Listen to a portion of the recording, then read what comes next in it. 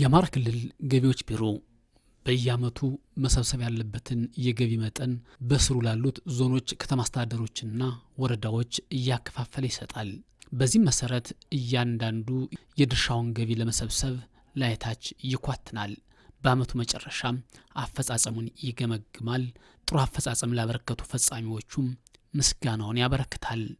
ሰላም ጤና ይስጥልን የተከበራችሁ አድማጭ ተመልካቾቻችን፣ እነሆ የባህር ዳር ከተማ አስተዳደር ገቢዎች መምሪያም የ2018 በጀት ዓመት የግብር አሰባሰብ መጠኑን በመገምገም በታማኝነት ግብራቸውን ለከፈሉ ምስጉን ግብር ከፋዮችና ፈጻሚ አካላት የምስጋናና የ2019 በጀት ዓመት የግብር ንቅናቄ መድረኩን አዘጋጅቷል። በዛሬው ሳምንታዊ የገቢያችን መሰናዱም ይህን የምስጋናና የንቅናቄ መድረክ በተመለከተ እናስቃኛችኋለን። እስከ ዝግጅታችን ፍጻሜ ድረስ አብሮነታችሁ አይለየን።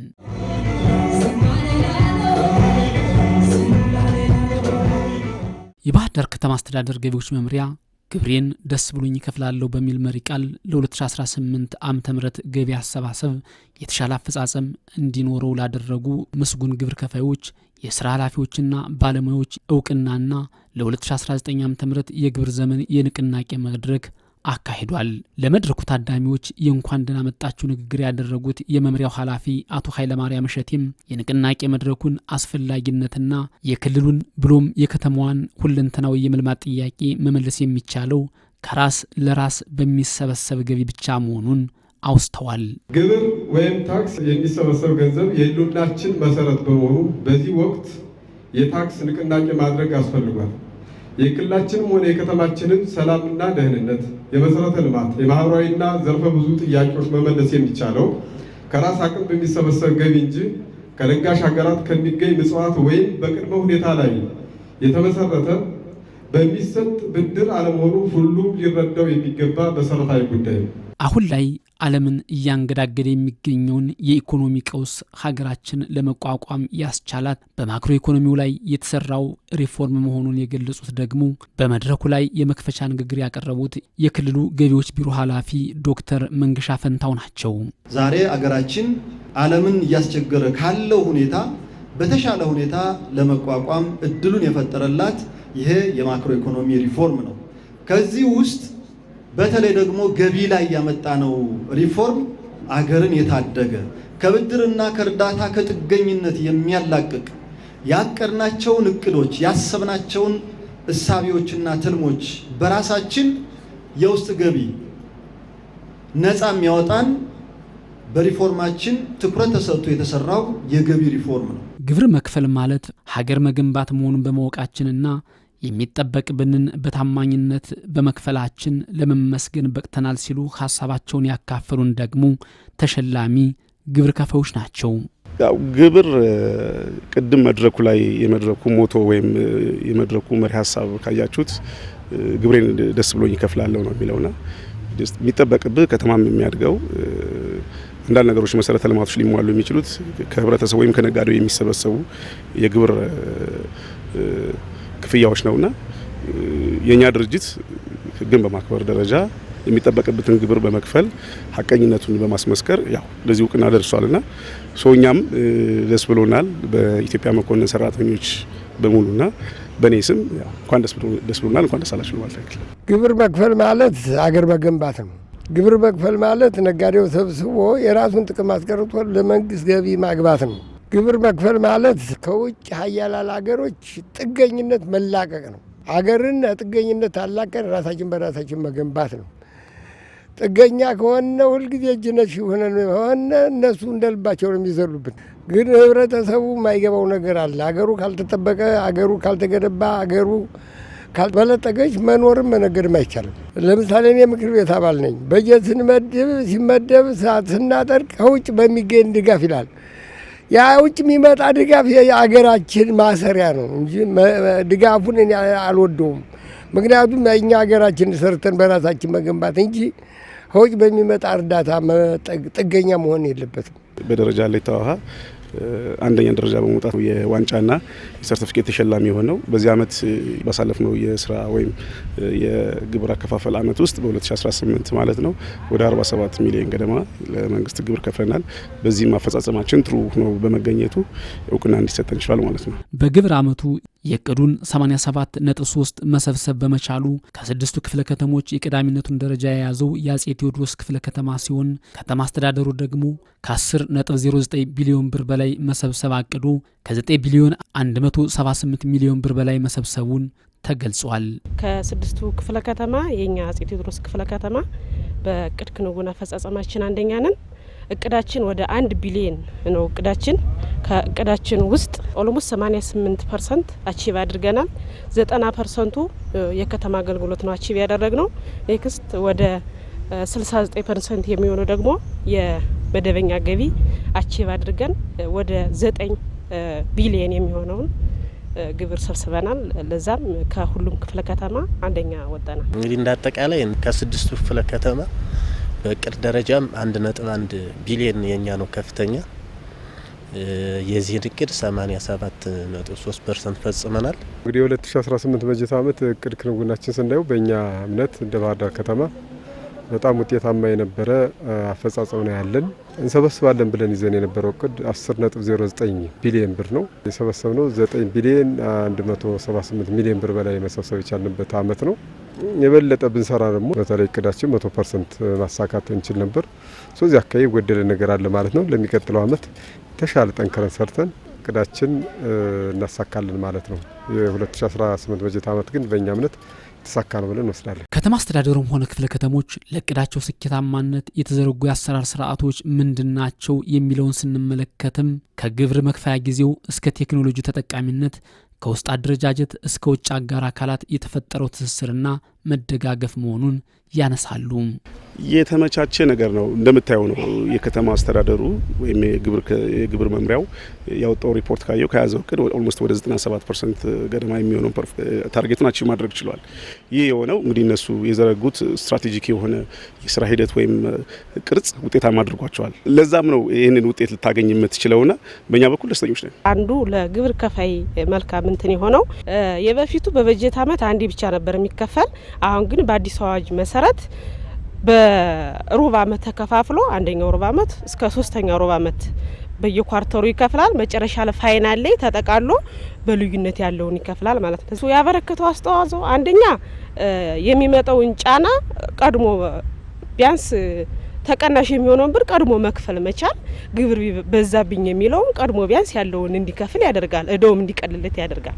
የግብር መክፈያ ጊዜው ያው የታወቀው ከዚያ በፊት በአዋጁ ላይ ከሐምሌ 1 እስከ ሐምሌ 30 ነበር። አሁን ላይ ግን በየኳርተሩ ነው። ይሄ ደግሞ ምን እንትን ያግዘዋል። ትናንትና በአንድ ጊዜ የተከመረውን ገንዘብ ክፈል ሲባል ሲጨነቅ የነበረውን ሳያውቀው እየከፈለው ይመጣና 75%ቱን ከፍሎት ያገኘዋል። ማጠቃለያ ላይ ሲሆን ይቀለዋል። በቃ በምንም ሁለተኛው የኋላ ነው የምታስከፍል የነበረ። አሁን 2018ን በ2019 ታስከፍለው፣ የ2019ን በ2019 ታስከፍለውም ነበር። አሁን በዚህ ሲስተም ግን ከተጓዝክ የአመቱን ግብር እያስከፈልከው ትዳለ ተጠቃሚም ይሆናል ግብር ከፋዩ። በየሩብ ዓመት መሆኑ በጣም አስተዋጽኦ ያደረገበት ሁኔታ ነው ያለ። አንዴ ሲመጣ ይከብደዋል ሰው። ከዚያ ይልቅ ግን በየጊዜው በየሩብ ዓመቱ እያየ የዕለቱን እየከፈለ ሲሄድ ነጋዴው ላይም ጫና አይፈጥርም። በሌላ መንገድ ደግሞ መንግስት በጊዜ ማግኘት የሚገባውን ገቢ ያገኛል ማለት ነው። እሱ ብቻ አይደለም፣ ነጋዴው ላይ በዚህ አመት የሚቀርብ ቅሬታን በጊዜ መፍታት ችለናል። ከ5000 በላይ ቅሬታ የቀረበበት ሂደት አለ። እኛ 99.7% የሚሆነው የነጋዴ ቅሬታ በጊዜ ምላሽ ሰጠናል። በጊዜ ምላሽ ስንሰጥ ብዙ ትርጉም አለው። አንደኛ ከቅጣት ይድናል ነጋዴው፣ ከወለድ ይድናል ነጋዴው። ነጋዴው ብቻ አይደለም፣ መንግስት ደግሞ ማግኘት የሚገባውን ገንዘብ በጊዜ ማግኘት የሚችልበት ሁኔታ ስለሚፈጥር ለልማት ስራችን ኦን ታይም ይደርሳል ማለት ነውና እሱ በጣም ጥሩ አስተዋጽኦ ያደረገበት ሂደት ነው ያለ። ቅሬታ በጊዜ መፍታታችን በእኛ ሌብል የሚፈታው ይፈታል። ከኛ ቀጥሎ ያለው ይግባኝ ሰሚ ኮሚቴ የሚባል አለ። እሱም በተመሳሳይ 99.8 አካባቢ ነው የነሱም የቀረበን ቅሬታ ይፈቱ። ትንሽዬ መረጃ የሚያስፈልጋቸው ነገሮች ብቻ ናቸው ወደ ኋላ የቀሩብን። እሱ ደግሞ በጊዜ ሂደት እየፈታ እንሄዳለን ማለት ነው።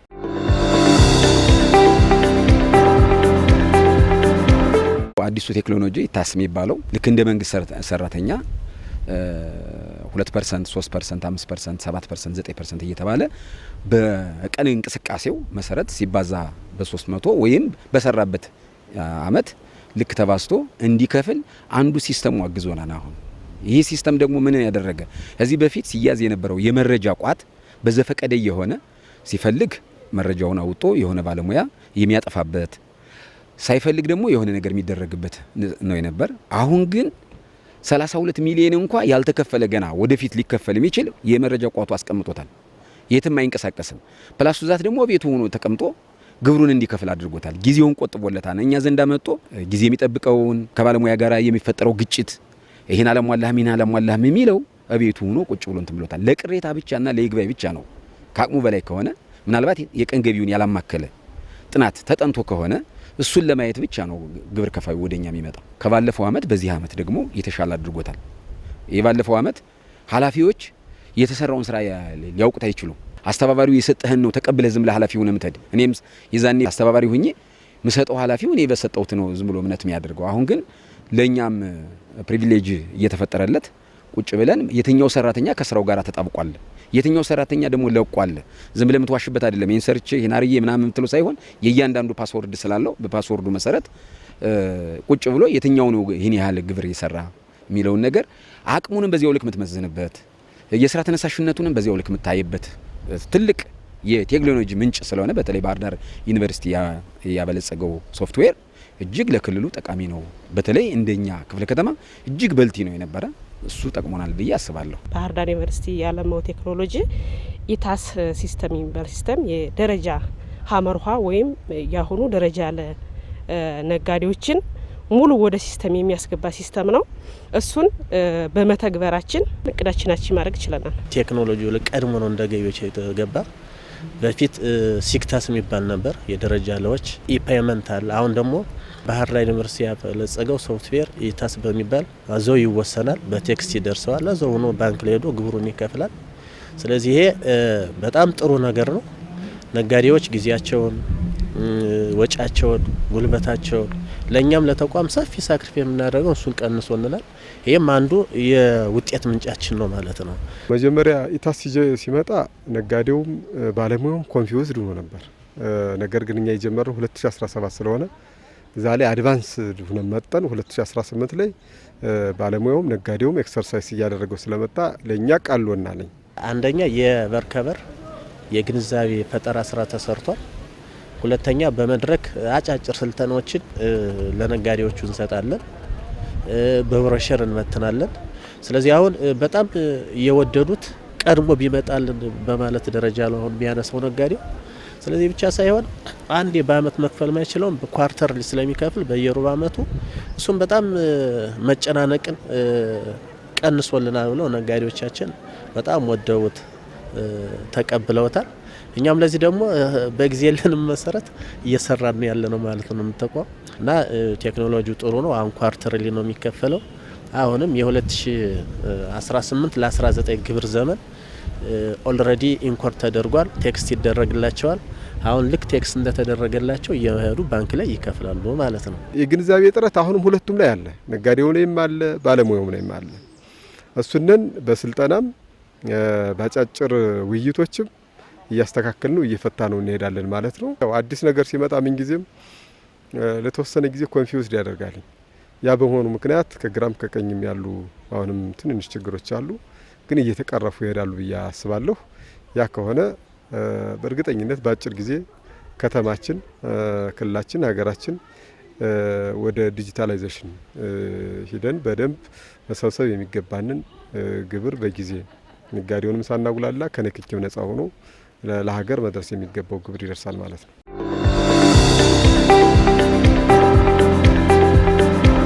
እስከ የካቲት አካባቢ 7ኛ ደረጃ ነበር ነው። እኔ በቅርብ ነው የመጣሁት። ጥር 13 ቀን ወደ ጽህፈት ቤት ኃላፊ ያመጡኝ። ከዚያ በኋላ ምንድነው ያደረኩትኝ? የውስጥ አደረጃጀት ነው የሰራሁኝ። ከዚህ በመነሳት የውስጥ አደረጃጀቱን ከጨረስነ በኋላ ወደ ውጭው ነው የኛ ተቋም የውስጥና የውጭ ነው። ያው እንደምታውቁት ክትትል ፓርቱ የሚባለው 2 ቡድን ያለው አለ። ሌላው ደግሞ በዚያው መንገድ ስለሆነ ይህን አደረጃጀት ከቀየርነ በኋላ የሰራ ነው። አንደኛ የመረጃ ማጥራት ነው ከውስጥ የጀመር ነው። የመረጃውን አጥርተን ከጨረስነ በኋላ አጋርና ባለድርሻ አካላት ምንላቸውን እንደ ንግድ ጽህፈት ቤት፣ ስራና ስልጠና፣ መሬት አስተዳደር፣ ደንብ ጽህፈት ቤት እና ጽዳትና ውበት በተመሳሳይ አስተዳደር ጽህፈት ቤት እነዚህ የሚሰሩትን ሸንሸንኛ ነው እቅድ የሰጠነ አጠቃላይ እንደ ተቋም ሰጠናቸው። ከሰጠናቸው በኋላ ሳምንት ባልሞላ ውስጥ ስራና ስልጠና 2.6 ሚሊዮን ሊሰበስብ ችሏል። ተደብቆ ዝም ብሎ ታምቆ የተቀመጠው ገቢ ያው ወደዚህ ሊመጣ ይችላል። በተመሳሳይ መሬትም ወደ 657 ሚሊዮን አካባቢ እንዲሰበስብ ያደረግንበት በጋራ ሆነን ይህ የቅንጅት አሰራር በተለይ በዋናነት ደግሞ ዋና ስራ አስፈጻሚው በባለቤትነት ብልጽግና ጽህፈት ቤት ኃላፊው በባለቤትነት ይዘውት ከቅርብ ጊዜ ወዲህ ልክ እንደሌላው ዘርፍ አቀናጅተው አደራጅተው በመምራታቸውና እኔንም ከጎን ሆኖ በማገዛቸው አሁን ለደረስንበት 718 ሚሊዮን ከባለፈው አመት ጋር ሲነጻጸር 178 ሚሊዮን ልዩነት አለው። የተነሳ ነው ከየት ነው ብለን ብናስብ የካቲት አካባቢ ነው የተነሳ ነው። ከፍተኛ ቅድም እዚያ በመድረክ ልስታዩት እንደነበረው 36ቱን ጊዜ ሁሉ ስንደበደብና ስንጨፈጨፍ የቆየን እኛ ነን። ያንን ግን ሁሉም 45 ሰራተኛ አለ ከኔ በታች እኔን ጨምሮ 46 ባለሙያ ነው ያለ። ይህ ባለሙያ በባለቤትነት ስራዬ ብሎ ያዘው ተከፋፍሎ ስራን በጋራ ያው መብልን በግል አድርጎ ነው እንዲያውም ስራውን የያዘው። በዚህ ጊዜ አሁን ላደረስንበት ውጤት ሊያበቃን ችሏል። ከዚህ በፊት ያልተሰበሰቡ ገቢዎችን አሟጡ በደንብ በቁርጠኝነት ቅዳሜ እሁድ ሰዓት ሳይበግረን እረፍታችንን በመጠቀም ስለሰራን እቅዳችንን ማድረግ ችለናል። ይህን ስንፈጽም እንግዲህ አልጋ ባልጋ የሆነ ነገር አይደለም። ፖቴንሻልን መሰረት ያደረገ ክፍለ ከተማን መሰረት ያደረገ እቅድ ፖቴንሻልን ለይቶ ለፈጻሚ አካላትም መግባባት በሁለተኛ ደረጃ ይሄም አንድ ጥሩ ውጤት አምጥቶልናል። ከዛ አለፍ ሲል እንግዲህ በጣም ጥሩ ሙያተኞችን እውቅና በመስጠት ከጥሩ ሙያተኞች ደግሞ ሌሎቹ እንዲማሩ በማድረግ ይሄም በጣም ጥሩ ነገር ነው። ስለዚህ ይሄም አንዱ የውጤታችን መሰረት ነው። አሁን ይህ ውጤት ግን የሚያኮራራ ነገር አይደለም። ህብረተሰቡ ከሚፈልገው የመልማት አንጻር በተጠበቀው ገቢ ሰብስበናል ባንልም ቀጣይ ሰፊ ስራ ደግሞ ይጠበቅብናል ማለት ነው። እዚህ ላይ የተሻለ እንድንፈጽም ያደረገን የመጀመሪያው የባለሙያው ስምሪትና በየደረጃው ያለው አመራር ለገቢ ተቋም የሰጠው ልዩ ትኩረት ነው። ከክልል ጀምሮ ማለት ይቻላል እስከ ክፍለ ከተማ ድረስ ያለው አመራር፣ የከተማ ስራ አስፈጻሚ፣ ከተማ ገቢዎች ጽህፈት ቤት ኃላፊ እና የተለያዩ በየደረጃቸው ያሉት አመራሮች የተሻለ እንቅስቃሴ የነበረበትና ድጋፍ የነበረበት አመት ስለነበረ የተሻለ ለመፈጸም የቻልንበት ሂደት ነው ያለ።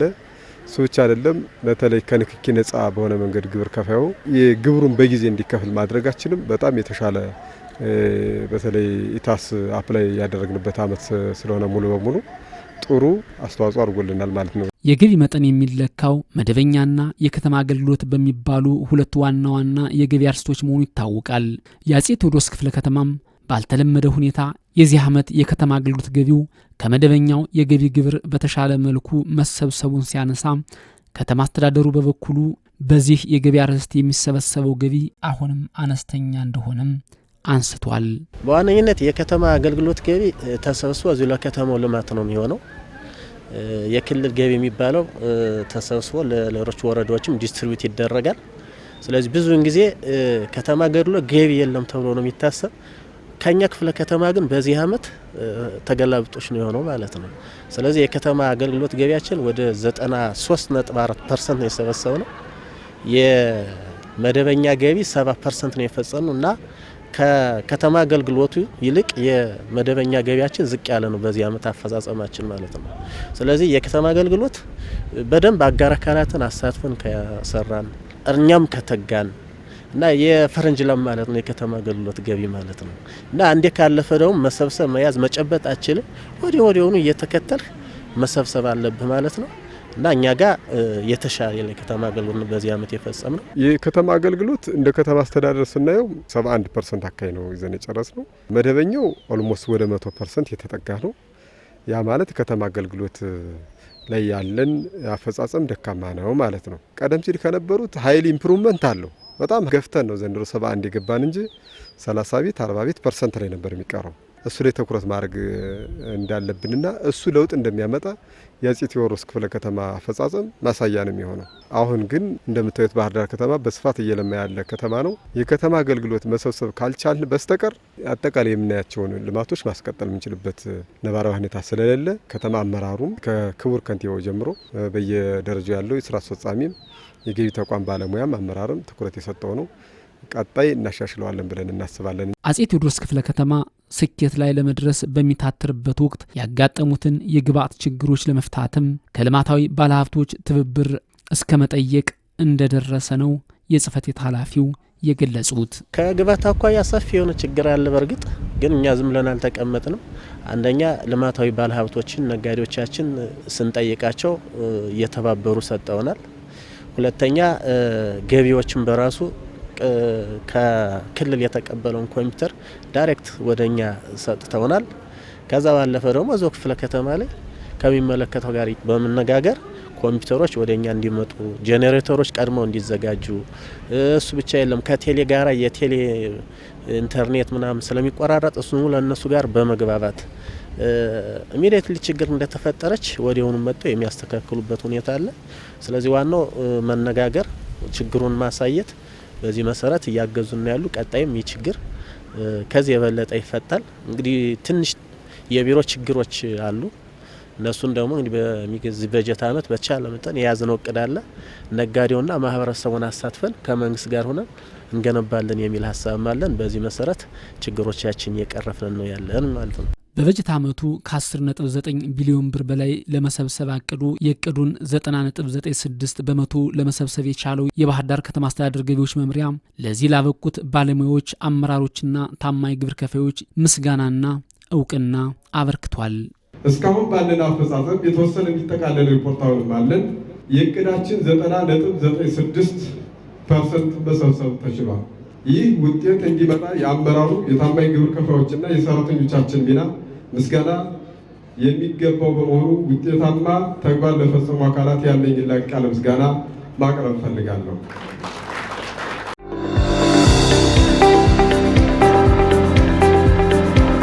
የአማራ ክልልን የ2018 በጀት ዓመት የገቢ እቅድ 1/10 በመሰብሰብ የአንበሳውን ድርሻ የወሰደው የባህር ዳር ከተማ ገቢዎች መምሪያ መሆኑን በመግለጽ ለዚህ ስኬት ላበቁት ሁሉም ባለድርሻ አካላት ምስጋና ያቀረቡት ደግሞ የቢሮ ኃላፊው ዶክተር መንገሻ ፈንታው ናቸው። በሀገር ደረጃ የፌዴራል ምክር ቤቱ ካጸደቀው የገቢ እቅድ 1 ትሪሊየን የነበረው 1.5 ትሪሊየን ተከልሶ ዛሬ 100% አከናውነናል። እንደ ክልል ደግሞ እንዳያችሁት በክልላችን 100.3 ቢሊዮን ነው የዓመቱ እቅዳችን። ከዚህ ውስጥ 92.66% ወይም 93.03 ቢሊዮን አከናውነናል። ከዚህ ውስጥ የባህር ዳር ከተማ የአንበሳውን ድርሻ ይይዛል። ከ10 ቢሊዮን ውስጥ 1/10ኛው ማለት ነው 91 ቢሊዮኑን አሰባስቦ ከራሱ አልፎ ለሌሎች አስተዋጽኦ እያበረከተ ያለ ትልቅ ተቋም ነው። ለዚህ ከዋና ከንቲባችን ጀምሮ ዘወትር ቅዳሜ ተከታታይ ግምገማ በማድረግ ውይይት በማድረግ ድጋፍ በማድረግ የመጣ ለውጥ ነው። የፓርቲ አመራሮቻችን አቶ ሞላ ሁሴን ከታች እስከ ላይ ያለውን አመራር ድጋፍ በማድረግ ክትትል በማድረግ ዴይ ቱ ዴይ ፎሎ አፕ በማድረግ እልህ አስጨራሽ አስተባባሪ ኮሚቴው ዴይ ቱ ዴይ ድጋፍ በማድረግ ያመጣው ውጤት ነውና ለዚህ ክብር ላበቃችሁን፣ ለዚህ ደረጃ ላበቃችሁን፣ በተለይ ክልሉን የታደጋችሁ ከላይ እስከታች ላላችሁ አመራሮቻችን፣ የኛ ባለሙያዎቻችን እጅግ አድርጌ ምስጋና ማቅረብ ፈልጋለሁ።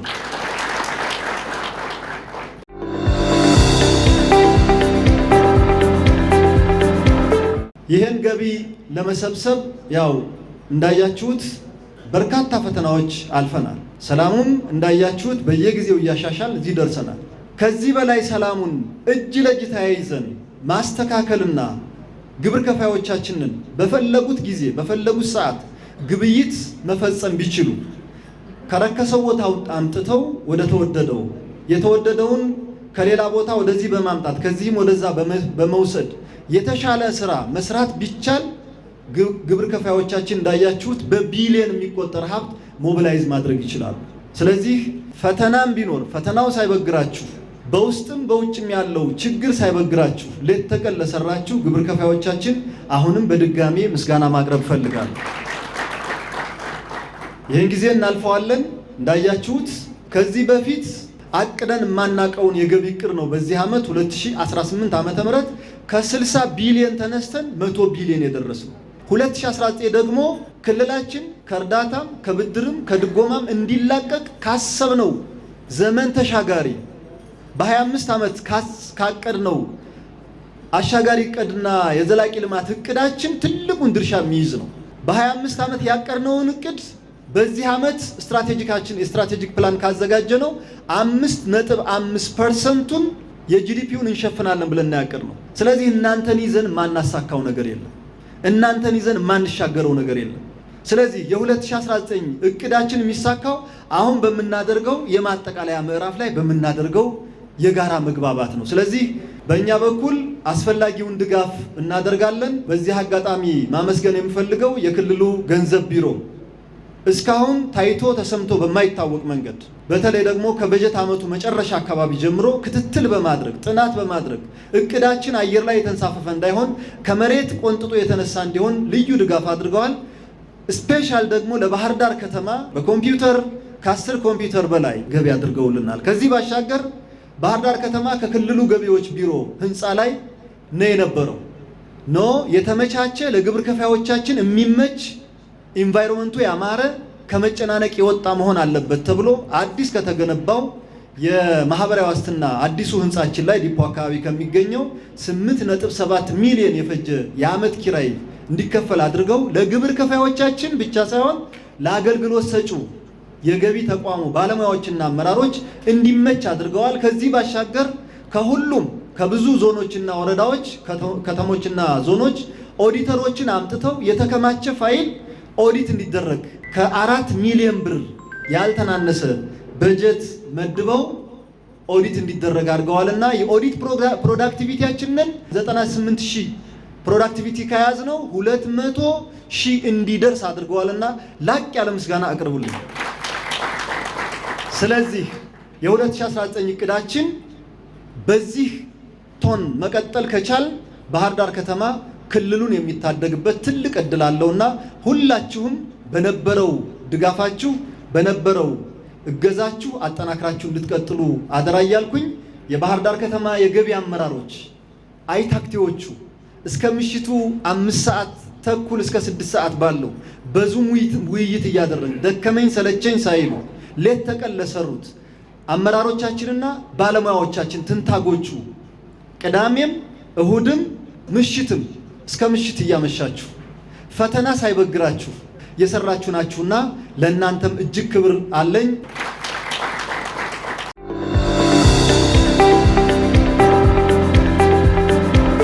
የተከበራችሁ አድማጭ ተመልካቾቻችን የዛሬው ሳምንታዊ የገቢያችን መሰናዱ የእስካሁኑን ይመስል ነበር።